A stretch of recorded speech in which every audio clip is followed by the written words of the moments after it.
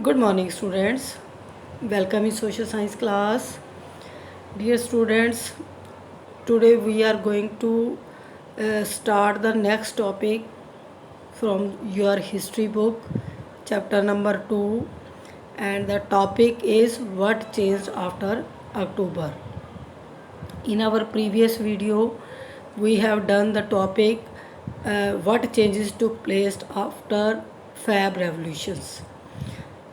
Okay, Feb revolution के बाद क्या हुआ था? Czar abdicated on 2 March.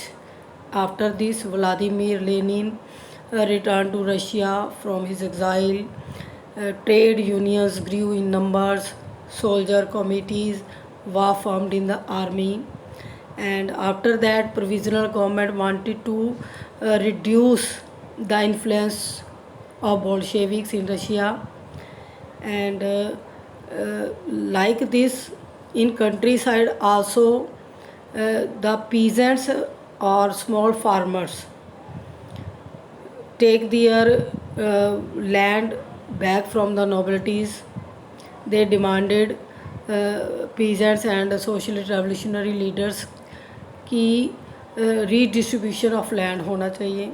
All जो रशियन कांग्रेस ऑफ सोवियत जो थी उन्होंने व्लादिमीर लेनिन का साथ दिया था. और लास्टली क्या हुआ था कि जो प्रोविज़नल गवर्नमेंट थी और बोल्शेविक्स जो थे उनका आपस में काफ़ी जो है झगड़ा रहा, डिस्प्यूट रहा, और लास्टली बोल्शेविक ने क्या कर लिया, control the Moscow Petrograd areas. उसके बाद हम नेक्स्ट टॉपिक जो है इसको कंटिन्यू करेंगे, what changed after October. So let's start the reading of this topic. The Bolsheviks were totally opposed to private property. ये इनका सबसे पहला ही स्लोगन था. जब लेनिन रशिया में वापस आया था तो उसने प्राइवेट प्रॉपर्टी को ख़त्म करना चाहा, क्योंकि वो इसकी फेवर में नहीं था, हमेशा उसका विरोध करता था.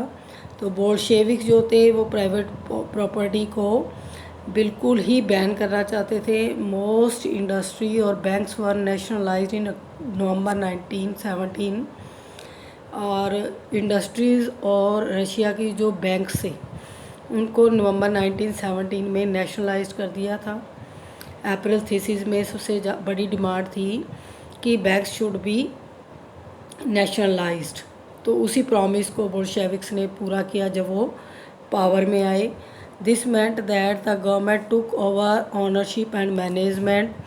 इसका क्या मतलब था कि नेशनलाइज क्या होता है, यानी कि टोटली कंट्रोल किसका रहेगा इन इंस्टीट्यूशंस के ऊपर, ऑर्गेनाइजेशन के ऊपर, सरकार का. जब नेशनलाइज हो जाती है कोई चीज़ें तो उसका जो कंट्रोल है, उसका जो एडमिनिस्ट्रेशन है वो गवर्नमेंट के पास चला जाता है. तो रशिया के अंदर उस वक्त जो पावरफुल पार्टी थी वो थी बोल्शेविक्स. उन्होंने क्या कर दिया, नेशनलाइज कर दिए बैंक और इंडस्ट्रीज़, और उनकी जो ओनरशिप थी और मैनेजमेंट जो थी वो गवर्नमेंट ने अपने पास रख ली. Land was declared social property, और जो ज़मीनें थी उनको सामाजिक संपत्ति बताया, सोशल प्रॉपर्टी बताया. और peasants were allowed to seize the land of the nobility. और पीजर्स को भी परमिशन दे दी कि वो कब्जे में कर लें जो नोबिलिटीज़ की लैंड है जिसके ऊपर वो खेती करते हैं. In cities Bolsheviks enforce the partition of large houses according to family requirements. इसी तरह बोल्शेविक्स ने क्या किया, जो बड़े बड़े घर थे तो फैमिली रिक्वायरमेंट के अकॉर्डिंग उनकी पार्टीशन कर दी, डिस्ट्रीब्यूट कर दिए. They ban the use of the old titles of aristocracy. उन्होंने बोल्शेविक्स ने क्या किया, बैन कर दिया जो अरिस्टोक्रेसी को शो करते थे टाइटल्स, यानी कि जो फर्स्ट और सेकंड स्टेट के नोबल्टी से या रिचेस्ट पर्सन्स थे उनको जो टाइटल देते थे राजा, उन टाइटल्स को ख़त्म कर दिया इक्वलिटी लाने के लिए. To assert the change new uniforms were design for the army. अब बिल्कुल ही परिवर्तन लाना था बोल्शेविक्स ने, तो उन्होंने क्या किया, आर्मी के लिए एक यूनिफॉर्म डिज़ाइन की, ऑफिशियल्स के लिए अलग से की, और फॉलोइंग ए क्लॉथिंग कंपटीशन ऑर्गेनाइज्ड इन 1918। इवन कि उनका एक कंपटीशन भी करवाया गया यूनिफॉर्म का। और व्हेन द सोवियत हैड बुद्धिनोवका, ये रशियन नेम है, वाज चूजन, और इसी कंपटीशन में सोल्जर्स के लिए एक हैट सिलेक्ट की गई जिसे क्या बोलते हैं, बुद्धिनोवका ये हैट है। और ये इस तरह की हैट जो थे रशियन सोल्जर्स वियर करेंगे, ये कंडीशन लगा दी। आर्मी के लिए नई यूनिफॉर्म सेलेक्ट की गई। तो बोल्शेविक्स जब सत्ता में आए तो उन्होंने बहुत सारे परिवर्तन वहाँ किए। नेचुरली है, जब नई गवर्नमेंट आती है तो वो अपने नए जो है रूल्स और पॉलिसीज़ जो है वो लेकर आती है लोगों के लिए। तो बोल्शेविक्स ने भी रशिया में ऐसा ही किया। बोल्शेविक पार्टी व रीनेम, बोल्शेविक पार्टी का भी दोबारा से नाम रखा गया। क्या नाम था वो? The Russian Communist Party. In November 1917 Bolsheviks conducted the election to the Constituent assembly.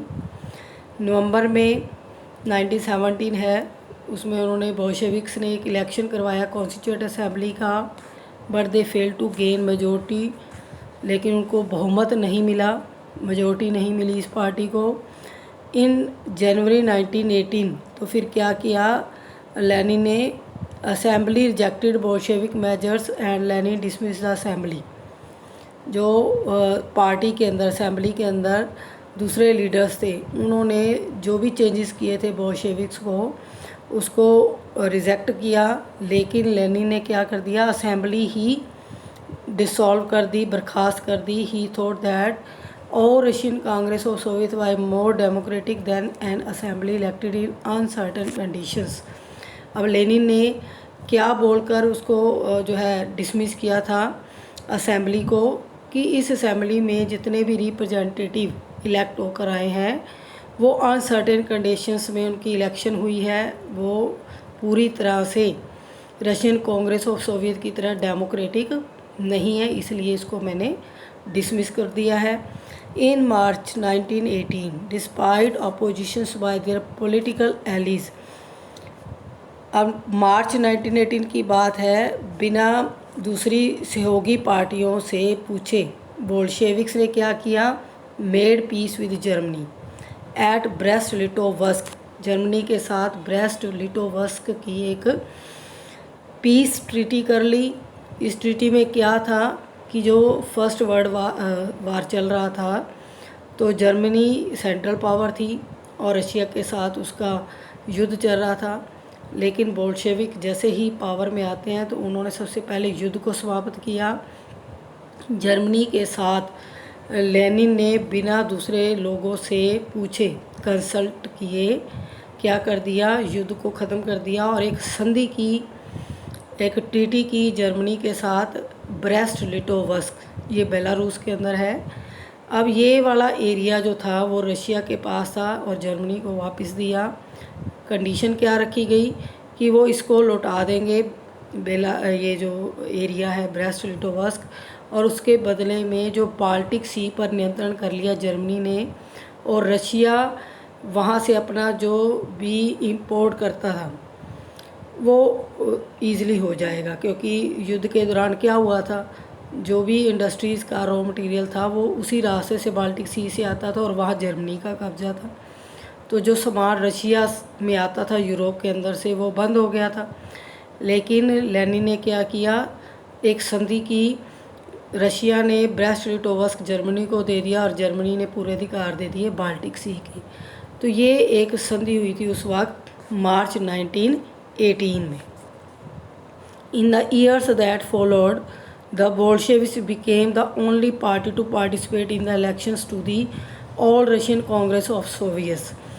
और आने वाले समय में, जो आने वाले साल थे, उसमें बोल्शेविक जो थे एक सिंगल वन पार्टी बनकर रह गए थे। जो all Russian Congress of Soviet के इलेक्शन होते थे उसमें इन्हीं पार्टी के जो उम्मीदवार थे, रिप्रेजेंटेटिव थे, वो इलेक्शन लड़ते थे। तो यानी कि एक सिंगल पार्टी रशिया के अंदर रह गई थी, all Russian Congress of Soviet. Bolshevik का नाम चेंज कर दिया था, तो यही नाम रखा गया था। Which became the parliament of the country. अब जो है इसी पार्टी के सदस्य जो है संसद का निर्माण करेंगे। Russia became a one party state. अब रशिया एक वन पार्टी स्टेट बन गया था। जो ट्रेड यूनियंस थे वर kept under the party control. अब ट्रेड यूनियन की जो कार्रवाइयाँ थी उसके ऊपर कंट्रोल जो था सर गवर्नमेंट का हो गया, यानी कि वो फ्रीली काम नहीं कर सकते ट्रेड यूनियंस। सीक्रेट पुलिस बनाई गई, एक ऐसी पुलिस जो ये चेक आउट करती थी कि पार्टी के अगेंस्ट कोई स्टेप तो नहीं उठा रहा। तो ये एक गुप्तचर पुलिस बनाई गई थी जो चेक करती रहती थी, और इसकी जो थे नाम थे OGPU और NKVD। Punished those who criticise the Bolsheviks, जो क्रिटिसाइज़ करते थे पार्टी को उनको पनिशमेंट देती थी। मैनी यंग राइटर्स और artist rally to the party. Starting में बहुत सारे जो आर्टिस्ट थे, ठीक है, और राइटर्स थे, वो बोल्शेविक जो विचारधारा थी सोशलिज़म की उससे बहुत ज़्यादा प्रभावित थे। और रैलिड मीन्स क्या आता है, प्रभावित होने की वजह से वो उनकी फेवर में थे। After October 1917 this led to the experiment in the arts और आर्किटेक्चर्स। आर्ट और आर्किटेक्चर्स में भी बहुत सारी रशिया के अंदर नई नई चीज़ें बनी। आर्किटेक्चर क्या होता है, बिल्डिंग्स जो है उनका निर्माण हुआ।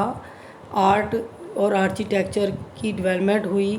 But many became disillusioned because of the censorship of the party encourage.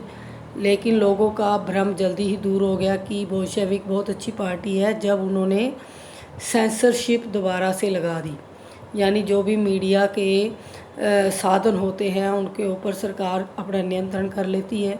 यहाँ पर देखो बोल्शेविक्स ने वही जो ऑटोक्रेटिक रूल जा रखा था उसी तरीके का जो सिस्टम था रशिया के अंदर इन्होंने अडॉप्ट कर लिया था। ट्रेड यूनियन ख़त्म कर दी, बैंक नेशनलाइज कर दिए, कोई भी बिना परमिशन के सरकार के कुछ नहीं कर सकता था। तो लोगों की जो एक सोच थी, एक विश्वास था बोल्शेविक्स के लिए, धीरे धीरे उससे पर्दाफाश होने लगा जब उन्होंने सेंसरशिप लगा दी मीडिया के ऊपर। मीडिया इंडिपेंडेंट होनी चाहिए, तभी डेमोक्रेसी सक्सेसफुल रहती है। लोगों को जब बोलने का अधिकार है, अपनी बात कहने का अधिकार है, तो इट मीन्स जो गवर्नमेंट पावर में है वो अपनी पावर शेयर कर रही है, लोगों को राइट दे रही है। लेकिन जब उनका गला घोट दिया जाता है, उनकी ज़ुबान बंद कर दी जाती है, इट मीन्स सरकार डोमिनेट नेचर की है और ऑटोक्रेटिक नेचर की है, वो पावर को शेयर नहीं करना चाहती। तो ऐसा ही सिस्टम बोल्शेविक्स ने सत्ता में आने के बाद किया। जबकि स्टार्टिंग में बोल्शेविक्स की जो सोच थी वो क्या थी, सोशलिज़म, सोशलिस्ट। तो ये धीरे धीरे लोगों के मन में जो लगाव था बोल्शेविक्स के लिए वो ख़त्म होता गया। नेक्स्ट सोर्सेज हैं, ये बॉक्स हैं। October revolution and the Russian countryside, two views यहाँ पर हैं कि अक्टूबर रेवोल्यूशन के बाद जो कंट्री साइड से देहाती इलाके थे वहाँ पर लोग किस तरीके से ले रहे थे इस रेवोल्यूशन को जो अक्टूबर में बोल्शेविक्स ने की थी। तो यहाँ पर टू व्यूज़ हैं। एक तो वो लोग जिनको ज़मीनें मिल गई, लैंड उनको मिल गई, ठीक है, पीजेंट्स को, और दूसरे वो लोग थे जिनसे लैंड छीनी गई। तो अलग अलग उनकी सोच थी। जिनको तो अब कुछ मिल रहा है वो तो खुश होंगे कि चेंजेस बहुत अच्छे हैं, लेकिन जिनसे छीना गया उनके जो ट्रेडिशनल जो उनकी राइट्स थे वो जब ख़त्म हो गए तो वो नेचुरली इस चीज़ के अगेंस्ट होंगे। तो जैसे ही न्यूज़ जो थी रेवोल्यूशनरी अपराइजिंग जो 25 अक्टूबर 1917 में हुआ था गांव के अंदर पहुंचा, तो लोगों ने बड़ा ग्रीट किया, एंथुसियाज़म, यानी उनमें जोश था, खुशी थी पीजेंट्स के अंदर कि अब वो फ्री हो जाएंगे और युद्ध ख़त्म हो जाएगा, लैंड उनको मिल जाएगी। डे न्यूज़ अराइव्ड,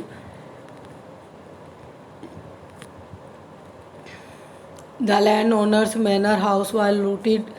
जैसे ही खबर पहुंची तो पीजेंट्स ने क्या किया, जो लैंड ओनर्स थे उनके घर थे उनको लूट लिया, उनका जो स्टॉक पड़ा था अनाज का उसको अपने कब्जे में ले लिया, उनके बाग बगीचे जो थे कट डाउन और चार जो थे पेड़ पौधे काट दिए। सोल्ड टू द पीजेंट्स और फॉर वुड लकड़ी को पीजेंट्स में बांट दिया गया, और जो बिल्डिंग्स थी उनको टॉर्न डाउन और left in this wild land was distributed among the peasants और prepare to live a new Soviet life. जो भी नॉबल्टीज़ की लैंड थी गांव के अंदर ज़मींदारों की, वो पीजेंट्स ने अपने में डिस्ट्रीब्यूट कर ली और वो अब एक सोवियत लाइफ जीने के लिए तैयार हो गए। नेक्स्ट व्यू है member of a land owning family wrote a relative, अपने रिलेटिव को लेटर लिख रहा है कि उनके साथ गांव के अंदर क्या हुआ जब रिवोल्यूशन हुई।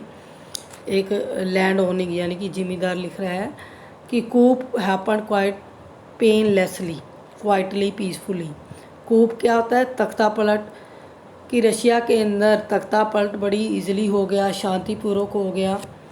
फर्स्ट डे वर अनबियरेबल, लेकिन पहला दिन बहुत ही ज़्यादा असहनीय था।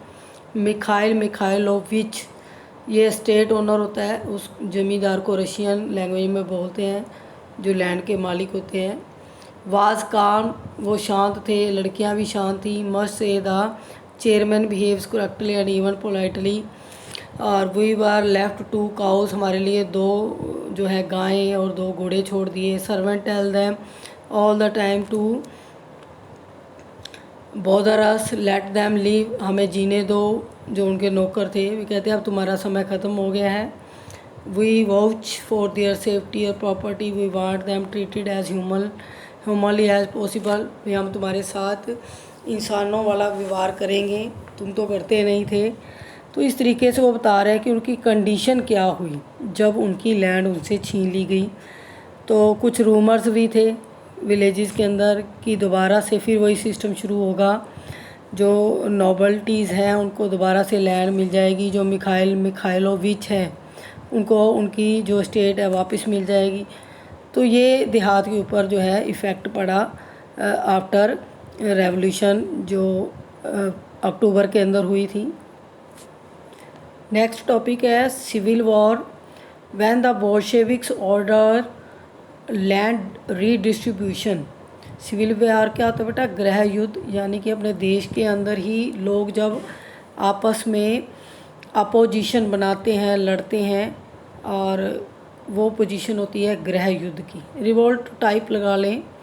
गृह युद्ध होता है पीसफुली, यानी कि फाइटिंग होती है उनमें। तो गृह युद्ध क्या था कि जब बोल्शेविक्स ने लैंड रीडिस्ट्रीब्यूशन का ऑर्डर दे दिया था तो उससे क्या हुआ, जो रशियन आर्मी थी began to break up. Russian army के जो सैनिक थे वो ब्रेकअप यानी कि टूटने लगे, वहाँ से हटने लगे। अब यहाँ पर जो रशियन आर्मी थी, हमने देखा था ना कि जब फर्स्ट वर्ल्ड वार हुआ था तो उसमें बहुत सारे सैनिक मर रहे थे और उसकी जगह पर जो यंग पीजेंट्स थे, लेबरर्स थे, उनको सेना में भर्ती कर रही थी जार सरकार। तब वही लोग जो अपने गांव को छोड़कर सेना में भर्ती हुए थे, वही सैनिक वापस आ गए। सोल्जर्स मोस्टली पीजेंट, क्योंकि वो पीजेंट से विश्ड टू गो होम, उनकी इच्छा थी कि वो घर जाएं। और रीडिस्ट्रीब्यूशन हो रहा है डेजर्टेड, यानी कि उनकी वजह से जो उनके खेत खाली हैं, गांव वीरान हो गए हैं, उन गांव में वो वापस जाना चाहते थे और लैंड के ऊपर दोबारा से कब्जा करना चाहते थे। नॉन बोल्शेविक सोशलिस्ट लिबरल्स और सपोर्टर ऑफ ऑटोक्रेसी। अब यहाँ पर वो लोग जो बोल्शेविक पार्टी को पसंद नहीं करते थे, नॉन बोल्शेविक लोग जो थे, लिबरल्स जो थे उदारवादी, और जो ऑटोक्रेसी की फेवर में थे, सपोर्टर्स थे, उन सब ने कंडेम्ड किया होता है, विरोध करना बोल्शेविक अपराइजिंग्स। जो बोल्शेविक पार्टी ने फरवरी और अक्टूबर में किया, वो उनकी इन कार्रवाइयों से, उन विद्रोहों से गुस्सा थे, उनके विरोध के लिए वो खड़े हो गए ये सब लोग। और their leaders moved to South Russia, उनके नेता जो थे वो रशिया की तरफ, जो साउथ रशिया था वहाँ पर इकट्ठे हो गए और organised troops to fight the Bolsheviks. Bolsheviks को यहाँ रेड बोल रहे हैं क्योंकि उनकी सेना जो थी वो रेड कलर की यूनिफॉर्म डालती थी, इसलिए उनके लिए रेड लग गया है, नोट करेंगे यहाँ पर हम। तो जो लीडर्स थे, अपोजिट अपोजिशन लीडर थे या नॉन बोल्शेविक थे, लिबरल्स थे, इन सब ने मिलकर साउथ रशिया में क्या किया, एक ट्रूप्स ऑर्गेनाइज़ किया और फाइट करना चाहते थे वो बोल्शेविक्स जो रेड थे उनके खिलाफ़ ड्यूरिंग 1918 और 1919। इन दोनों सालों में क्या हुआ, जो ग्रीन्स थे, ग्रीन किन्हें बोला गया है, जो सोशलिस्ट रेवोल्यूशनरीज थे, ये उन क्रांतिकारियों के लिए जो समाजवादी क्रांतिकारी थे, और वाइट्स किन के लिए यूज़ किया गया, प्रो जारिस्ट, जो जार की फेवर करते थे, जो जार को पसंद करते थे। Controlled most of the Russian empire. 1918 और 1919 के बीच में जो ग्रीन्स थे और जो वाइट्स थे, उन्होंने जो रशियन एम्पायर थी उसको कंट्रोल कर लिया था। दे वर बैक्ड बाय फ्रेंच। अब यहाँ पर इतना बड़ा स्टेप, क्योंकि बोल्शेविक देखो वो टोटली उनका होल्ड था रशिया के अंदर, और इन लोगों ने भी हिम्मत की रशिया के अंदर, जो ये अपोजिशन के लीडर्स थे, क्यों उनको बैक किसकी मिली हुई थी, यानी कि सपोर्ट किनकी मिली हुई थी, फ्रेंच, अमेरिकन, ब्रिटिश और जापानीज ट्रूप्स की। तो इनकी सहायता से उन्होंने ये स्टेप जो था रशिया के अंदर उठाया, और बोल्शेविक सरकार जो उस वक्त थी उनके विरोध में खड़े हो गए। All those forces who were worried at the growth of socialism in Russia. अब ये जो फ्रांस था, अमेरिका या ब्रिटिश, जापान, रशिया के अंदर जो समाजवाद फैल रहा था उससे ये बहुत ज़्यादा चिंतित थे, वरीड थे, डरे हुए थे कि किसी तरीके इस चीज़ को रोका जाए। तो इसलिए उन्होंने इन जो है रशियन लीडर्स का साथ दिया बोल्शेविक्स पार्टी का इन्फ्लुएंस ख़त्म करने के लिए। As these troops and the Bolsheviks fought a civil war, looting, banditry and famine became common. तो ये रशिया की उस वक्त सिचुएशन थी कि जैसे जैसे जो ट्रूप्स थी, सैनिक टुकड़ियाँ जो थी, और बोल्शेविक जो थे, उनमें एक सिविल वार शुरू हो गया, लूट पाट की गई। बैंडिटरी क्या होता है, डकैती करना, और जो फेमाइन से अकाल जो था, उस वक्त Russia already first world war में इन्वॉल्व था, और देखो अपने देश के अंदर भी उथल पुथल मची हुई थी, और बाद में जो बोल्शेविक दल के लीडर थे और दूसरे नेता जो थे उनमें भी आपस में फ़ाइटिंग शुरू हो गई। तो इस तरीके से रशिया का जो माहौल था, चाहे वो पॉलिटिकल कंडीशन हो चाहे सोशल कंडीशन हो, वहाँ बिल्कुल जो है पीस नहीं थी। सब लोग जो थे परेशान थे, डिसकंटेंट थे इस तरीके से, और फेमाइन तो है ही थे, लोगों में जो है रोटी भी नहीं पहुंच रही थी पेट भरने के लिए। तो ब्रेड जो है हमने देखे पीछे रिवोल्ट ब्रेड के लिए बहुत सारे हुए। तो यहाँ पर अकाल की स्थिति बनी हुई थी। उसके बाद भी वहाँ के जो लीडर्स थे वो आपस में लड़ रहे थे, यानी कि चारों तरफ अशांति का माहौल बना हुआ था। बेटा नेक्स्ट जो टॉपिक है हम नेक्स्ट वीडियो में डिस्कस करेंगे। ये टॉपिक हम यही फिनिश करते हैं। ओके बेटा, गुड बाय।